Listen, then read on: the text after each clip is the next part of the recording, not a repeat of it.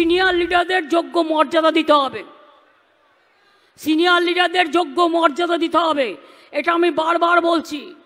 পুরনো চাল কিন্তু ভাতে বাড়ে আর নতুন চাল আগে বাড়ে, দুটো চালকেই আমার দরকার। নবীন প্রবীণ বিতর্ক নিয়ে বিড়ম্বনায় ঘাসফুল শিবির। মুখ্যমন্ত্রী বেশ কয়েকবারই নবীনদের পাশাপাশি দলে প্রবীণদের গুরুত্ব বোঝাতে চেয়েছেন।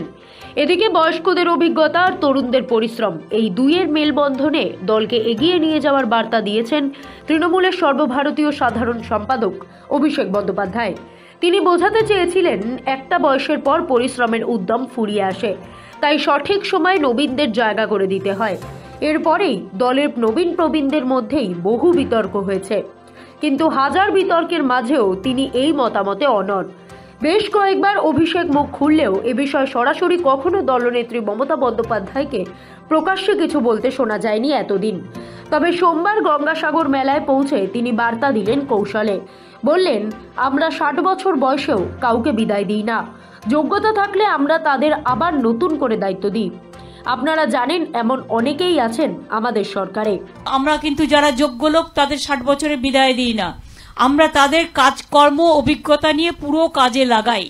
তাই একটা দেখবেন খুব রেয়ার এই ইনসিডেন্ট ঘটে যে 3টে চিফ সেক্রেটারি, 2জন চিফ সেক্রেটারি হিসেবে কাজ করেছে, জাস্ট রিটায়ার করেছে, আর গোপালিকা, 3জনকেই আমরা এক জায়গায় আনতে পেরেছি। অর্থাৎ তিনি বুঝিয়ে দিলেন, বয়স হওয়া মানেই দায়িত্ব থেকে সরে যাওয়া নয়, বরং সেই অভিজ্ঞতাকে পাথেয় করে নতুন দায়িত্ব নেওয়াটাই আসল কথা, এবং তার সরকার সেই নীতিতেই বিশ্বাসী। উল্লেখ্য, রবিবার পোলাইনে জনসভা থেকেই অভিষেক বন্দ্যোপাধ্যায় ফের উস্কে দিয়েছিলেন নবীন প্রবীণ দ্বন্দ্ব। কোনো দ্বন্দ্ব নেই বলেও ইঙ্গিতে নবীন আর প্রবীণদের ভূমিকার তফাৎ বুঝিয়েছিলেন। কিন্তু সোমবার মমতা বললেন, যোগ্যতা থাকলে প্রবীণদের আমরা তাদের আবার নতুন করে দায়িত্ব দিই। মমতা বন্দ্যোপাধ্যায় অত্যন্ত সুসংগঠিতভাবে দল চালাচ্ছেন। আমার যতটুকু সামর্থ্য রয়েছে, আমার যতটুকু এখতিয়ার রয়েছে, আমার যতটুকু ক্ষমতা রয়েছে, সাংগঠনিক শক্তি রয়েছে, আমি সব দিয়ে মমতা বন্দ্যোপাধ্যায়ের পাশে দাঁড়াবো। এতে দ্বিমত কোথায়? হ্যাঁ, আমি বলেছি যে বয়স হলে কর্মক্ষমতা কমে। আমি 2 মাস 2.5 মাস রাস্তায় ছিলাম, নবজোয়ার করেছি, আমার বয়স ছিল 36। আমি পারবো রাস্তায় থাকতে 2.5 মাস আমার 70 বছর বয়স হলে?